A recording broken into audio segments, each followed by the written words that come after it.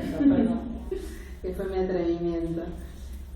Antes quiero agradecer al equipo y a Martín que me han tratado tan bien y decir simplemente que estoy feliz de poder estar acá. La voluntad programática de Saer para construir un mundo a la manera de Proust queda manifiesta desde sus comienzos en Algo se aproxima de 1960 y se encuentra vinculada a sus indagaciones sobre la noción de experiencia. Cito a Saer: una ciudad es para un hombre la concreción de una tabla de valores que ha comenzado a invadirlo a partir de una experiencia irracional de esa misma ciudad. Es el espejo de sus creencias y de sus acciones. En cierta medida, el mundo en el desarrollo de una conciencia. La ciudad que uno conoce, donde uno se ha criado, las personas que uno trata todos los días, son la regresión a la objetividad y a la existencia concreta de las pretensiones de esa conciencia. Fin de cita. En este sentido, además de la conocida y explícita reescritura del inicio de la mayor, del célebre episodio de la Magdalena, no otros ellos antes podían, existen en la literatura de Saer diferentes episodios narrativos en los que se registran cercanías temáticas con En busca del tiempo perdido, y particularmente con la escena del despertar. Como expresa el propio Saer, se trata de poner de manifiesto ciertas persistencias, ya que en todos los textos que leemos y admiramos hay constantes arbitrarias de construcción.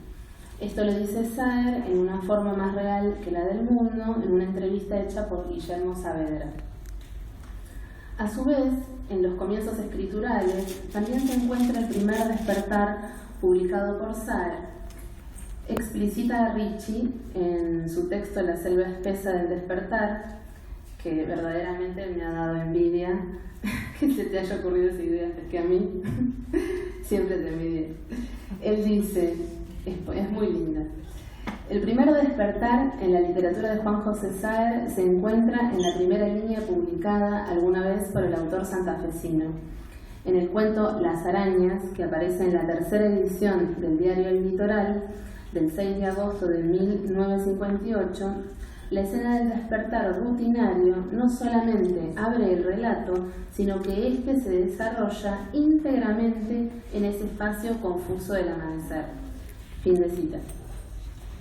Por su parte, Sarlo, en Zona Saer, repara en la poesía del arte de narrar, en la que Saer elige para su poema dramático Diálogo bajo un carro el escenario del umbral entre lo onírico y la vigilia, ya que José Hernández y su hermano Rafael conversan casi adormilados por el calor y el vino, lentamente bajo los paraísos antes de caer en el sueño profundo. Aquí notamos que la zona difusa del despertar reaparece en la producción poética del escritor argentino y mantiene el mismo tenor de incertidumbre que en la narrativa. Desde esta perspectiva, El limonero real ha sido considerado por la crítica como texto especialmente centrado en el despertar, cuestión que también desarrolla Ricci en su texto. Esto se evidencia en la insistencia y repetición del dístico que he tomado en parte, para nombrar esta comunicación. Amanece y ya está con los ojos abiertos. Este suscita una variedad de reflexiones que exhiben el estado de indeterminación y ambigüedad que caracteriza el pasaje de la vigilia al sueño y viceversa. Para Wenceslao, su protagonista, ya ha amanecido, pero sin embargo él ya tiene los ojos abiertos, ya estaba despierto, cuando está claro que no son circunstancias necesariamente deudoras una de la otra. Ante todo, Wenceslao tiene los ojos abiertos al amanecer, porque cuando amanece ya está con sus ojos despiertos, a la manera de comenzados, o como diría Saer, estando comenzando. Es decir, que estos ojos despertaron a algo que está en constante resurgir. Es decir, que se vuelve siempre el despertar del mismo día, a excepción de la frase final, la cual, como ya dijera Gittrick, en 1978, en el texto clásico, muestra el carácter infinito de la duración del significante. Asimismo, en Nadie nada nunca ocurre lo que Sarlo llama la revelación del bañero, experiencia que cambia su vida justamente después del amanecer, en el momento en el que el sol ilumina casi paralelo al río y el bañero se encuentra adormecido. Allí asiste a la descomposición de lo real en sus elementos sensibles mínimos. Estas indagaciones aerianas continuarán a lo largo de la obra y están desarrolladas en otros textos de varios autores y textos míos también, y se seguirán preguntando por las posibilidades de la percepción y de lo real.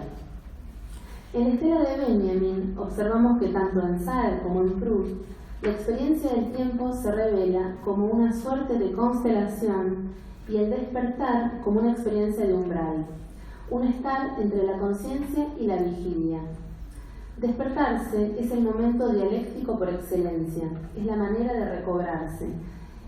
Ergo, es la dependencia del azar para la recuperación de nuestro pasado.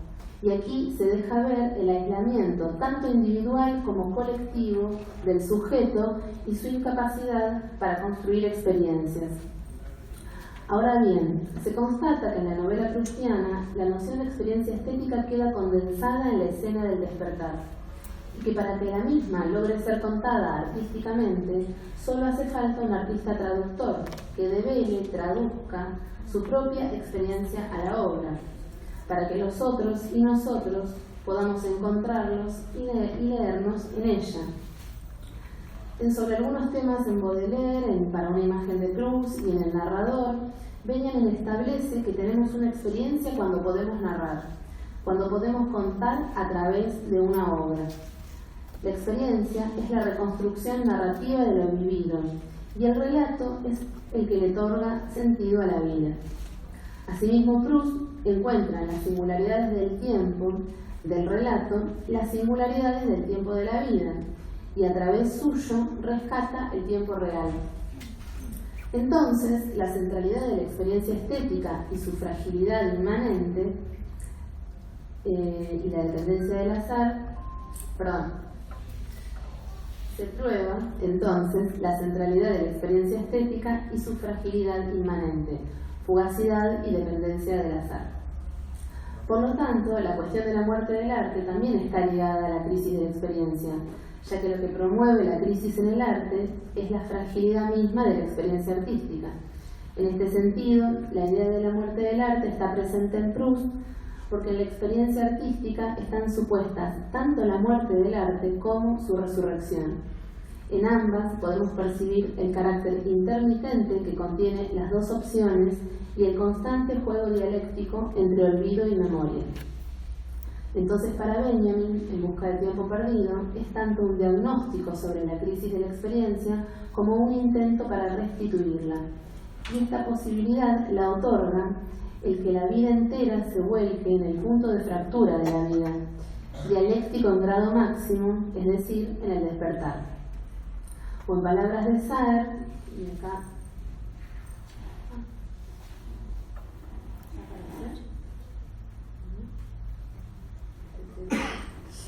en palabras de Saer, este es un manuscrito que está conservado en la biblioteca Firestone de Princeton, y aquí en alguna parte, no sé si se llega a leer, un título que dice Misticismo y literatura, es de mediados de los años 60.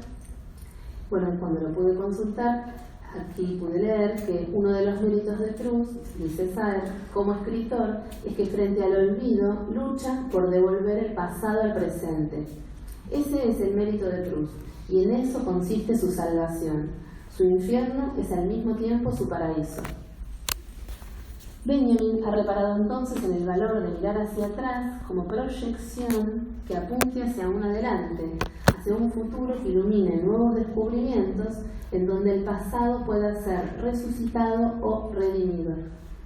Hasta el momento entonces hemos podido detectar que tanto desde el primer texto publicado por Saer como a lo largo de todo su proyecto creador, incluyendo la poética, se encuentra presente la escena del despertar en alguna de sus formas de pasaje o umbral, tal como lo entiende Benjamin en Proust. Y también que la cuestión de la crisis de la experiencia se encuentra estrechamente vinculada con la experiencia de la recuperación del yo fragmentado de los narradores que vuelven del sueño.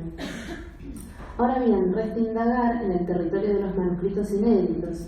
En ellos podremos comprobar la persistencia de las hipótesis mencionadas anteriormente y detectar nuevas zonas de conexión entre Saer y Proust. Los manuscritos que en esta oportunidad he seleccionado están domiciliados en la ciudad de Rennes y son propiedad de Laurence Guéguen. Ella tuvo la amabilidad de invitarme a su casa y allí conserva varias libretas de viaje que no han sido llevadas a la Universidad de Princeton porque tienen valor afectivo para ella. Las anotaciones que a continuación les leeré pertenecen a estas libretas y corresponden a lo que la crítica genética saeriana, a partir de la denominación propuesta por el propio Saer para otros materiales similares, ha dado en llamar notas en vivo. Esto lo tomo de la edición de archivos que dirigió Julio Premat. Estas anotaciones saerianas, así como el resto de los materiales preredaccionales, contienen las huellas de hipótesis de lectura como de los modos de escritura. Son guías que participan del proceso de textualización a la vez que su elaboración se gesta a partir de los bocetos de redacción. En ellas encontramos documentos con valor programático que contienen núcleos de redacción e ideas.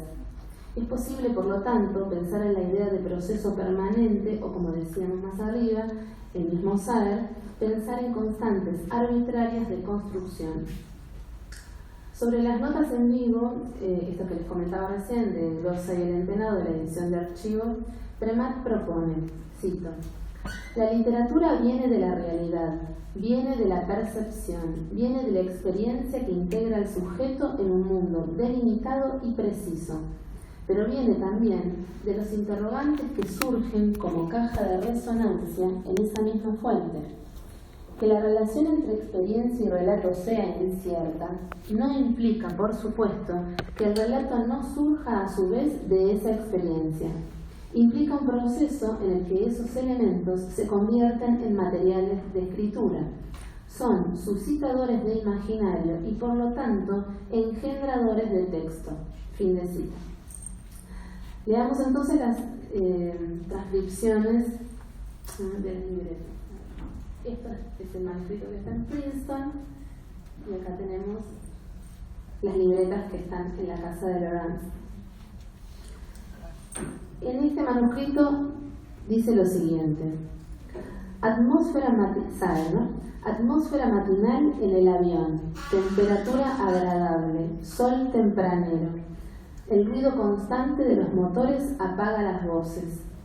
Se han formado grupitos que se ríen, voces argentinas y distantes, de las que se comprende poco, como las conversaciones de los adultos en la infancia. Calma. En un determinado momento, no sé por qué, me sentía allá, en la infancia, en alguna mañana arcaica de Serodino. Goce fugaz. Bueno, la especulación sobre el año es que es de agosto de 1988 y esta libreta va desde el 82 al 89. Me refiero que como va escribiendo y va fechando, lo más cercano es del 1988. Aquí la referencia proustiana se hace evidente. En la atmósfera matinal del sol tempranero del amanecer, en este caso no el aroma o el sabor de la magdalena, sino una atmósfera y un estado del lenguaje nos devuelve la infancia, le devuelve al escritor aún allá a alguna mañana arcaica de Serodino. Luego, el año siguiente, en el manuscrito que tienen a la vista dice: las charlas de café entre argentinos en avión. Los hombres discuten, las mujeres somnolientas, acurrucadas bajo las mantas, los observan con escepticismo. Esta es de octubre de 1989. En la segunda libreta, Saer anota en 3 oportunidades diferentes. Hasta acá una libreta. Vamos a pasar a la siguiente. Ya está. Saer viajaba todo el tiempo con una libreta en la mano. De hecho, hace referencias a cuando tiene que cambiar la libreta porque está destruida o comentarios así. pero no iba a ningún lado y escribía inclusive en el avión. En este manuscrito: me he despertado bruscamente y por ahora es imposible dormir. Él duerme a mi lado. Pasan horas antes de que me adormezca hasta que en el alba una lluvia discreta que suena uniforme en el techo y los ventanales del motel me despierta. Lluvia casi silenciosa de un alba tímida que raya en la altura gritos de patos salvajes y más arriba, continuo y uniforme, el zumbido ronco y apagado de un avión. Este texto, la primera fecha que aparece unas pocas páginas después, es del 13 del 3 del 2000. En esta página, como les decía recién, no solo habla sobre el canto de los gallos al amanecer y sobre la decrepitud de la libreta anterior, sino que hay siempre referencias al avión o a algún animal o a todo lo que hemos visto, los que hemos podido trabajar consultando los manuscritos sobre documentación de árboles, plantas. Más adelante.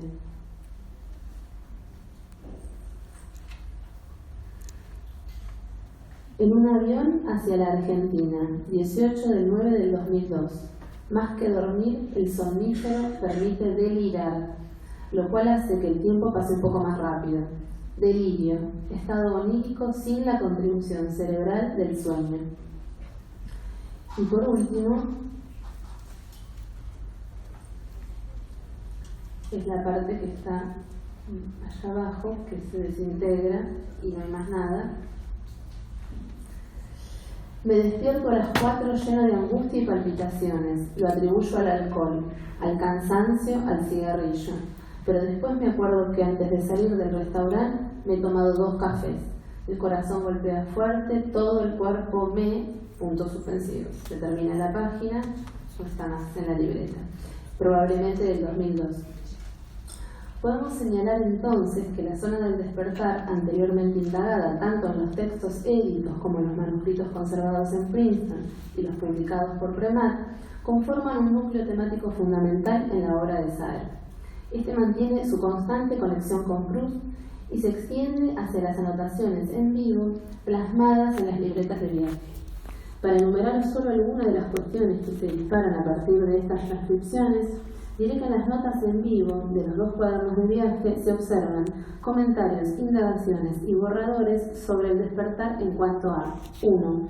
El interés por la zona del despertar más allá de la producción de obra y de los ejercicios prerredaccionales, lo cual no hace, sin embargo, que dejen de vincularse de manera conflictiva, pero vincularse al fin con ellos. 2. El aspecto factor humano del tópico, el tema es esencial al hombre, es primitivo y primero. 3. Las relaciones que mantiene el despertar con otros núcleos temáticos: la muerte, la lluvia, el amanecer, el otro, la escritura, los comienzos, la felicidad, el viaje, los animales y la naturaleza. 4. El pasaje a veces espinoso, a veces placentero, entre el estado de la vigilia y el del mundo onírico, y la relación con las circunstancias del hombre. En suma, podría decirse que en el caso de las notas, el despertar escribe sobre la experiencia del viaje en vivo y del viaje metafórico propio de las libretas. Benjamin ha señalado que la genialidad de Proust ha sido la de poder poner en palabras la experiencia propia del ser humano. Nos leemos cuando leemos a Proust, no solo porque cada lector es lector de sí mismo, sino porque Proust ha captado algo de lo propio del ser, de su experiencia, la ha traducido artísticamente. En esta misma línea, Saer lo ha logrado también, debido a que, al igual que en Proust, ha indagado en las cuestiones fundamentales del hombre. Esto es, entre otros núcleos narrativos, la cuestión de la experiencia de lo real y, de manera más específica, la experiencia sobre el despertar. El paradigma del despertar, acá tomo esta expresión de Didi Huberman, reaparece en todas sus obras y, al igual que en la novela proustiana, se esparce a lo largo de todo su proyecto. Para ambos, el despertar es la clave que habilita las reflexiones sobre el ser, lo real y las posibilidades de escritura. La zona del despertar tiene entonces un momento de gran condensación expresiva en el comienzo de la escritura, pero se expande a lo largo de toda la obra, a lo largo de toda la vida, en el mundo cotidiano y en sus repeticiones. En las notas tomadas en viaje, en tránsito, se cuelan como reminiscencias las consideraciones del escritor sobre el despertar. Quedará entonces para otra oportunidad continuar con las indagaciones sobre estos descubrimientos.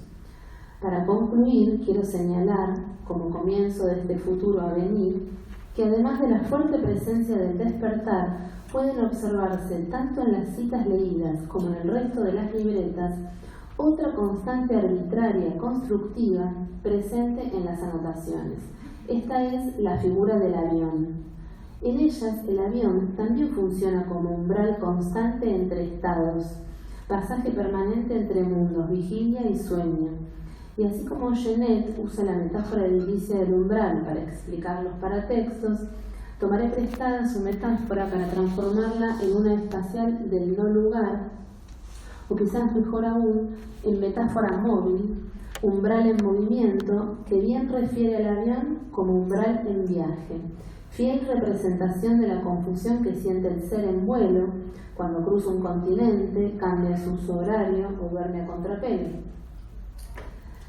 La presencia de las indagaciones de Saer sobre la experiencia de volar me recuerdan la escena de Sodoma y Gomorra en la que el héroe prustiano avista por primera vez un aeroplano y relata su emoción. Allí también hay un caballo encabritado y un aviador vacilante en su recorrido.